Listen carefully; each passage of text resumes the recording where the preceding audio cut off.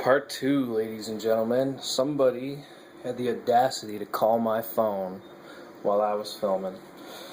So, last thing I was talking about was my EOTech here. The EOTech, totally awesome, but I was right about here where we have our elevation. We have our elevation adjustment, and we have our windage. Also, right here is that's where the battery stays. It's a watertight sealed compartment. It takes CR123 batteries, but I have a shit ton of them, so it's good to go. Also, this whatchamacallit, you're not going to lose this because there's a little string, not string, but it's like a wire that is going to hold this in place, so you're never going to lose it. Now, if you choose to, you can cut it off. It's not going to be difficult to cut that off of there. Alright, so what the hell is the next thing that we're going to talk about? The grip on here. The vertical grip. Magpul vertical grip. It's an it's a RVG. Railed vertical grip. As you can see, it's hollow on the inside, so zero storage capability, which, yeah, whatever. Also, it's screwed in here with 2 screws. Dose. Alright, I don't like that. 1 screw would be more than adequate. Also, no screws at all would be great, because I've seen where my thumb is right now, there's a button, and you pull it down, and you adjust where you want it, and then you release that button, and it goes up into the rail and holds your place. That would be cool to see from Magpul, because it doesn't take a lot to do, and as a matter of fact, the spring inside doesn't even need to be made out of metal. It could be plastic and work just fine forever. It's an easy thing to do, so whatever. On this rail, it doesn't cut me up because I do have rail guards. As you can see, they're on the sides. They're those ladder things, and I did have to cut them. If you get these for your Sig516, you're going to have to cut this out right here because there's no line, so you have to cut this out on both sides. Because these are actually quick detach ports and then got one up here on both sides too. Quick detach ports. 6 of them on the gun total. So that's cool if you want to run it that way. But yeah, okay, magazines. Magazines for this weapon. As you can see, I got steel magazine right here. They're all 30-round magazines, except for that one there. It's a 60-round Shorefire magazine. But what I typically fire out of mine is 5.56 NATO. You do have the green tips on them. They're 62 grain steel core 5.56 rounds, basically with a green tip. They call them penetrator rounds, but this is more like anti-vehicle type of a round, because I mean it's not going to have that much effect on a human, because all it's going to do is poke a 223 size hole in it. These don't always tumble. The regular 55 grain rounds, they tumble all the time. They tumble all the time pretty much. So if you want to go anti-personnel, you're going to want just your standard 5.56, 5.56, 55 grain full metal jacket rounds. Those are going to tumble when they hit flesh. These here are more for these green tip rounds. These are more towards like armor getting through armor, and even that doesn't happen all the time. So shooting through vehicles, windshields, that type of shit, that's what this ammo is pretty good for, because it just mainly pokes holes, doesn't always tumble. And that was a problem in Mogadishu, I think. We were using these. Well, basically your whole Black Hawk Down situation. There are so many reports of our guys making contact, getting hits on the enemy, and them not going down. Now, half the reason is because a lot of those guys were on cot, which is a drug that basically you can't feel pain, makes you feel invincible, whatever. So that's partly due to it, but also this round is really just going to poke a hole straight through your enemy and not cause a lot of kinetic energy, mess ups inside of the body. So, I mean, those two things combined basically meant those guys can run around all fucking week long. So, 55 grain is going to hit and it's going to tumble. 62 grain is going to, go through obstacles a little bit better. So right now, and I'm guilty of it, and I just learned this actually not too long ago, all of my rounds are 62 grain. So I'm in trouble. I got to get some 55 grain. in my storage ASAP. Plus, it's a little cheaper than this green tip ammo, which is nice. So don't go all out on the on the green tip ammo if you're thinking about anti-personnel type stuff. Now, if you're getting ready for a drone war, that's a different story. I say go with the green tip ammo. Alright, so let's see, what else are we talking about here? Okay, magazines. We'll talk about magazines. The magazine here is a 30 round PMag from Magpul, which is awesome. I got the window capability here. Also, if Magpul doesn't do it, I mean, they have this, dude. This is like a subconscious way to train you to stop calling this a fucking clip, because this is the clip. Alright, we got a clip that goes on top of the magazine. Now, the reason it does that is for potential long-term storage. Now, I'm talking like 20 years or so, because let me tell you, these lips are not just going to warp overnight. As a matter of fact, it's either this magazine or my other magazine. I have a ton of these. But one of them I've had for about 5 years now, fully loaded, without this clip on top of it. And that one I still use at the range all the damn time, so, or when I go run and gun.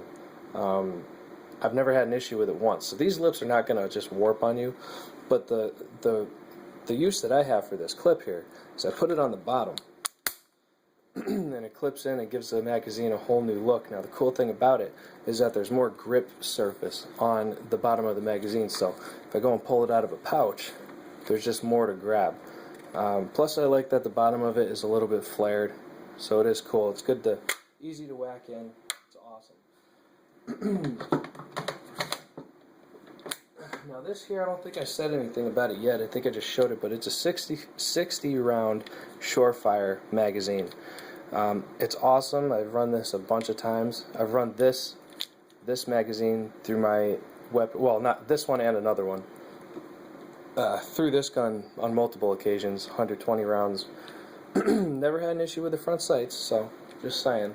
But this is a pretty cool weapon to have. Or not weapon, but magazine. To have this part is just awesome, because what this does is basically turns your weapon into a mini, like, fuck, man, now I forget what the hell it's called. This sucks.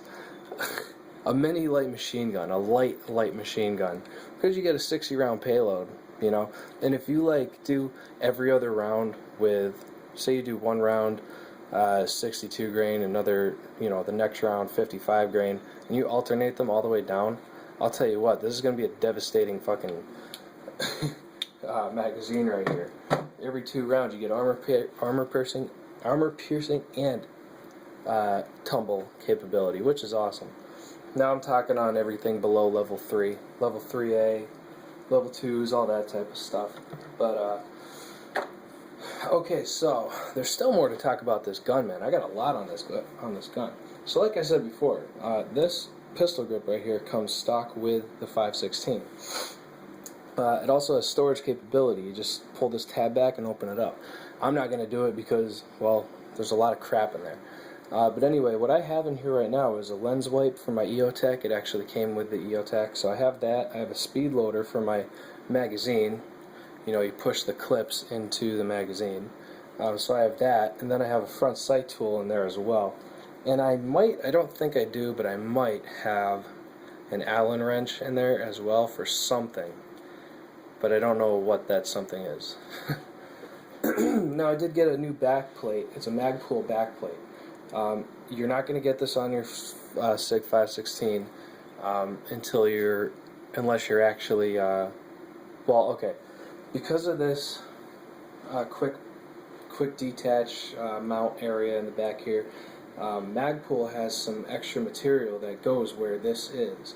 Now, on a regular standard mil-spec lower receiver, it would fit just fine, but because Sig did something better than what mil-spec is, well, and worse at the same time, I had to basically grind off all that extra material under there and finally, got it in. And it fits just fine now. It's awesome.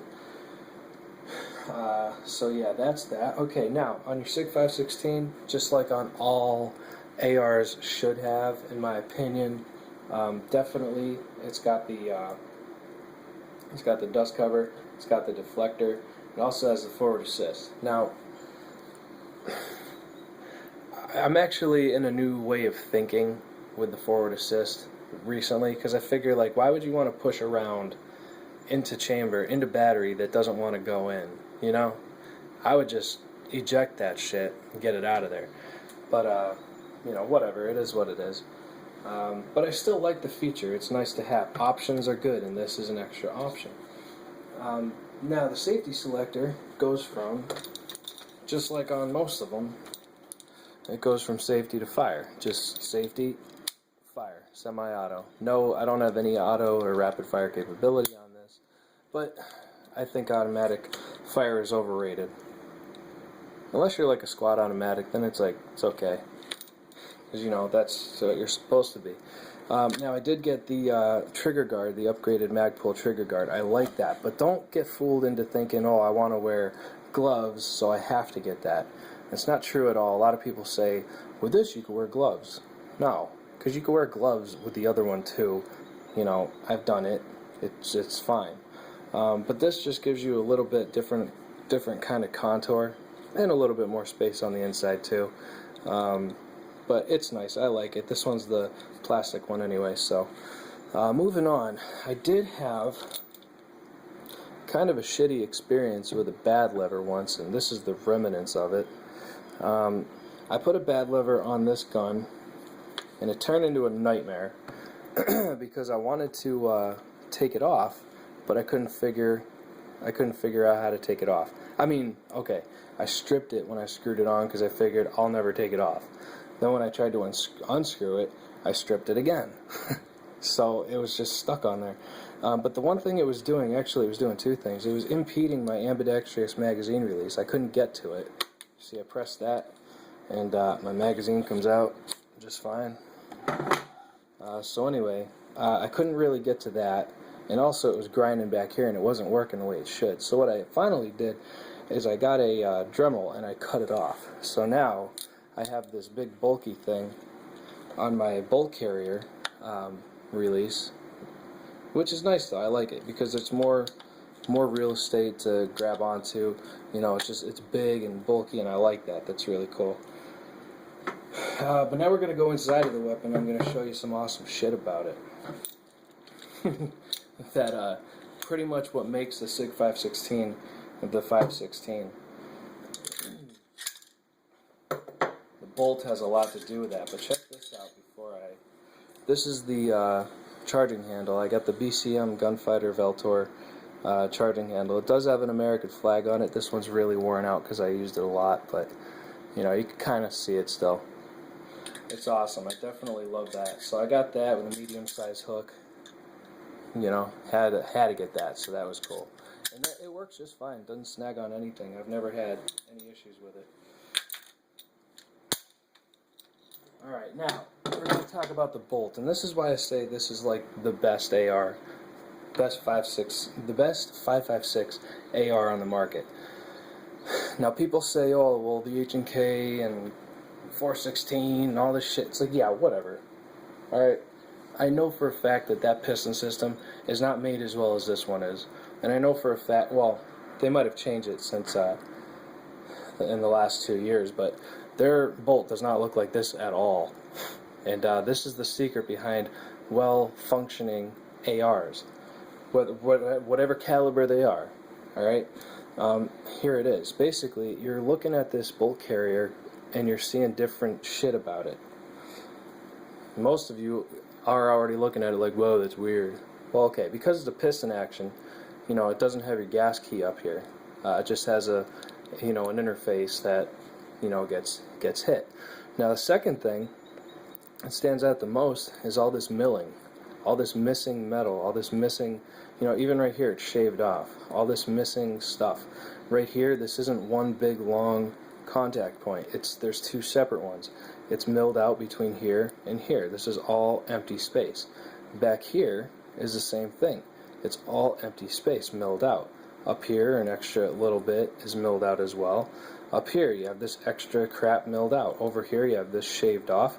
And in here, Let's see if I can get that on camera. Basically, it's the same thing as the other side. These rails right here, you know, it's milled between here and right here. So there's 2 points of contact instead of one big long one. Also, in the rear of this, now it is thicker to prevent carrier tilt and all that. Now I fired clear past 1,600 rounds so far with this gun alone, and I have zero carrier tilt. And the biggest reason for it is, well, this right here. Now it is kept, this part right here, that right there, that's what assists in an automatic AR right there. There's different diameters. Some of them go up to here, some of them stay out here, but this is a good thing to have. If I wanted to put an automatic sear in my gun, I could do that, so that's sweet. I don't have to change the bolt carrier. But I do have a lot of milling out in the back here as well. And what all this milling is for, one is, you know, it one thing it does is, you know, it lightens the receiver, or it lightens the bolt carrier, so you do have, you know, quicker cycling. But another thing it does is that it also opens up areas for dirt, water, mud, muck, sand, all that crap to go and to get out of the way. So that is pretty cool, and that's what makes this, weapon so awesome. It's this part right here. It's nothing, you know, maybe it's the barrel, you know, the chain, whatever, but it's not like all these extra features have, you know, don't mean shit if it wasn't for this bolt carrier right here. And this is very, very, very nice. And that's, you know, that's what makes the Sig516 the Sig516, except for one more thing on the inside that I'll show you right now. I might have to just take the whole lower receiver off to show you what I'm talking about. Yeah, that's going to have to happen.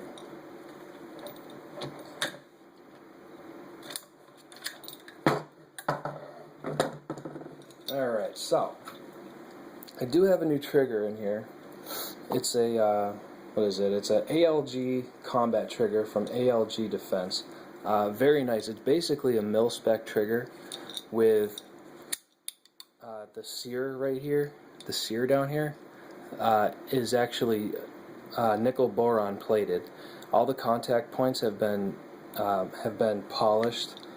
Even up here, it's like, it's got some like Teflon coating on it. It's wonderful. This whole trigger is Teflon coated, except for the sear down here. It's nickel boron.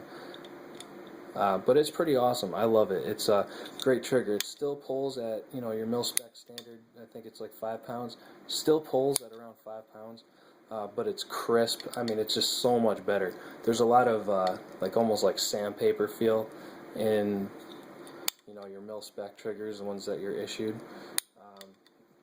You know, but, and after a while that can go away, but your trigger will never be as smooth as this one is here. And the cool thing is if you're active, or if you're a cop or something, or if you do anything and you're issued an AR, and you can take it home with you, I'm telling you, you can upgrade these triggers right here. They're the same exact thing as what you have inside of them, except that they're polished, and it's just an awesome looking trigger. Plus, these pins will never walk out on you. They can't. They're I'm trying to think of what it's called. On the inside, there's like a big gap, and they get stuck in there somehow, and they basically don't move unless you get a hammer and whack them out of there. So that is pretty cool. I definitely recommend this trigger. It's very nice. You know, you could switch it with anything. I love it. Also, one thing inside of here that a lot of people don't know, and maybe I can get the light in there. I don't know if I can or not, though. This will be a tough one. Let's see. Could I capture the light inside of there, or can I not? That's gonna suck, because this is an important thing to talk about. Well, you can kind of see what I'm trying to talk about right here. There's a little thing, if you follow my pointer, there's kind of like a little nipple in there. And what that does is it presses against this part here. There's a spring behind this nipple part in here. And it presses against this part here. And what that does is it keeps the fit between the upper and lower receivers tight, you know, forever. You know, when you first get an AR, usually it's a tight feel. There's no wiggle going on. But after you fire a certain amount of rounds, you're gonna notice that, you know, there's a bunch of fucking wobble between the upper and lower. But with this accutensioner back here, and that's what it's called, an accutensioner, with that back, with that back there, it keeps the fit, you know, very, very, very tight. Totally awesome. So moving on, let's go to my sling real quick because I'm gonna forget about this. The sling that I have here is a Magpul. I forget exactly what it's called, but it's a Magpul MSE, MS3, I guess. But anyway, it has these two, you know, alligator clip sort of things, and it also has a locking lever on it. So you press that, and then these won't open up. All right. Now, the one thing that I did change, I had to change on these Magpul slings. I don't know why the hell Magpul does this, but it puts a big-ass loop somewhere in here. And I understand that maybe it might give you leverage to, you know, change it or something, but that's a big loop that doesn't feel comfortable at all, and it gets stuck on shit, and there's no point for it. So what I did is, as you can see, I took it out of there. I undid all the thread, and I just made it super simple.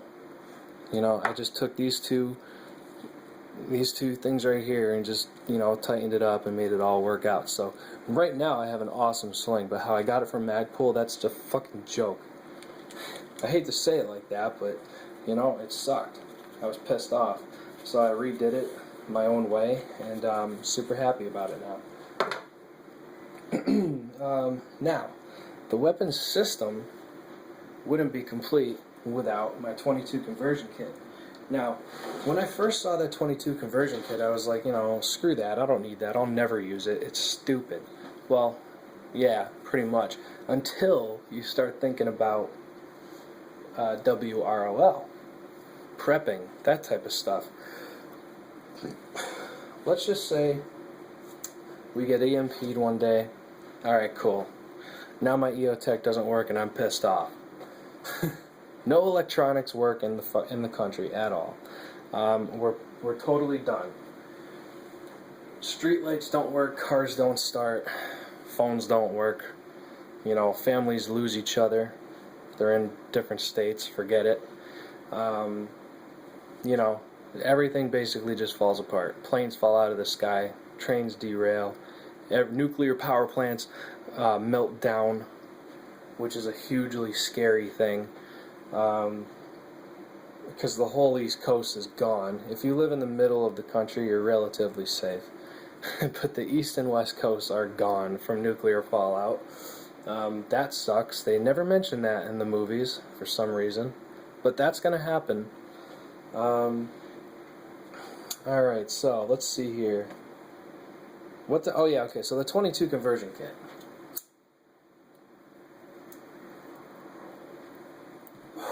The 22 conversion kit I got for WROL, because I figure, you know, something might happen one day, and then what? Well, I'm not going to be hunting squirrels with 5.56. Maybe a deer. Not squirrels, but for small game, it would be nice to have a 22. And in WROL, the number one thing is security. Security for yourself, security for the group that you're with. Whether you're a lone wolf or you're with a whole community of people, when you go out and you hunt and get food and gather and, you know, do all this stuff for whoever it is that you're taking care of, you don't want to be firing off a 5.56 or a 2.23 round, because that's going to give away, well, that's going to give away your position for miles.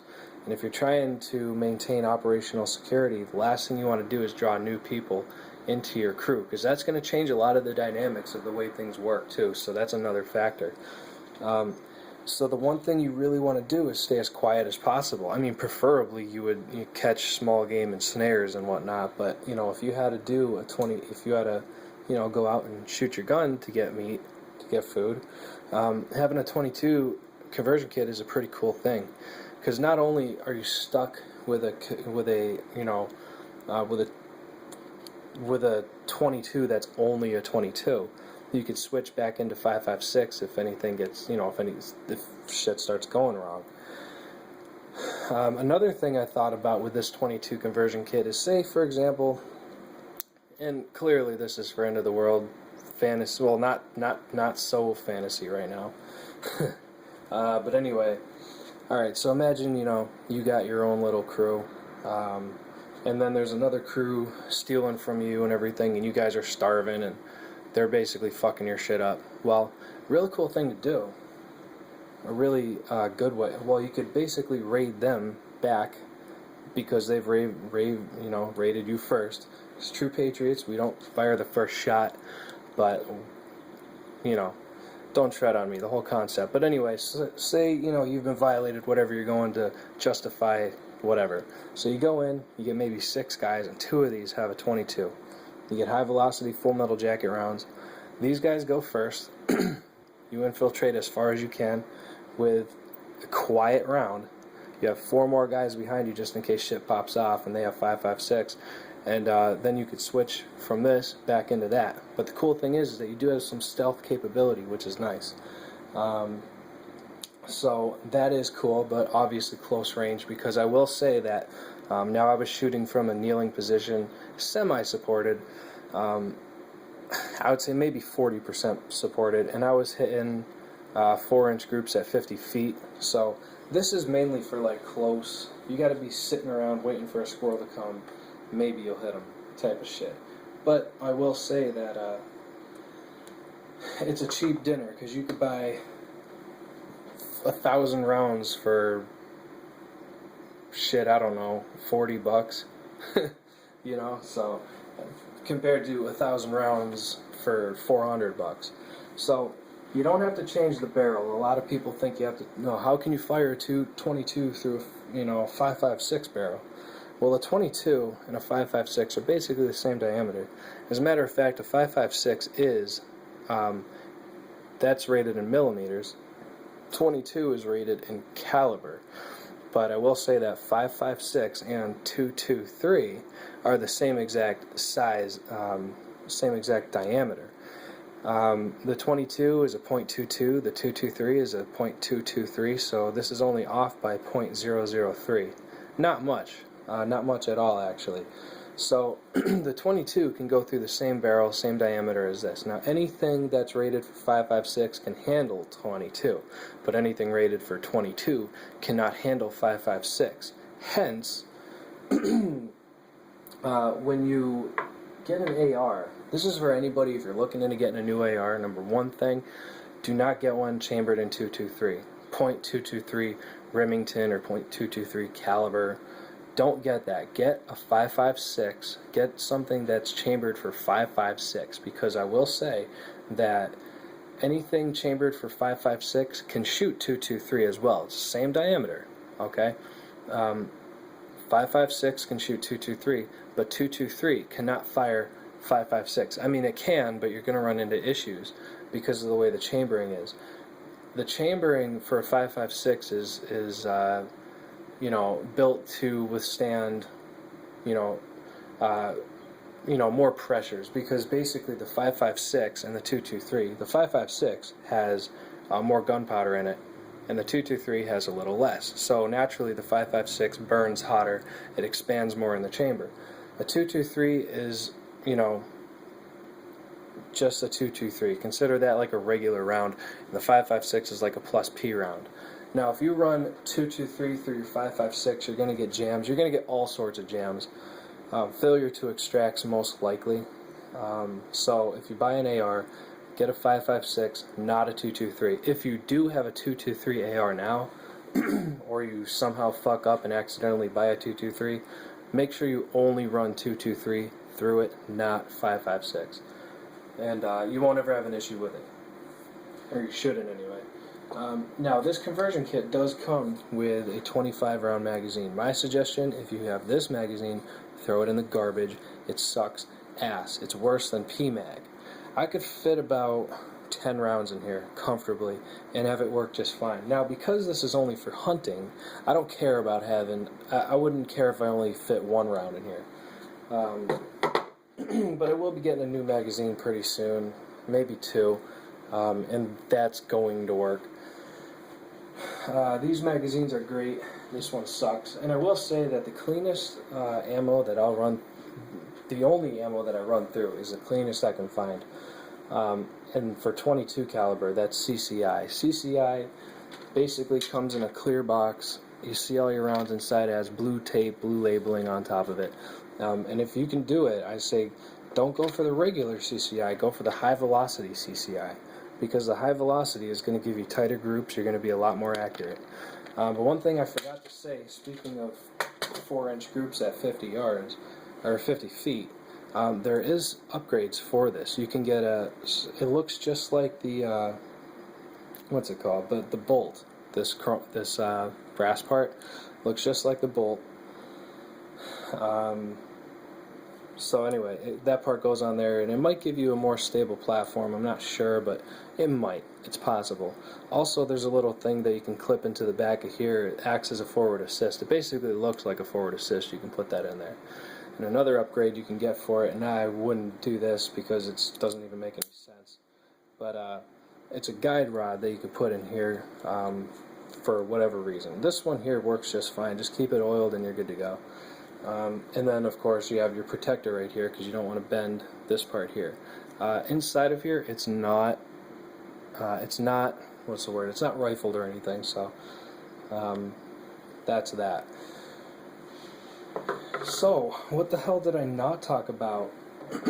Is there anything I didn't talk about? Do you know? Tell me.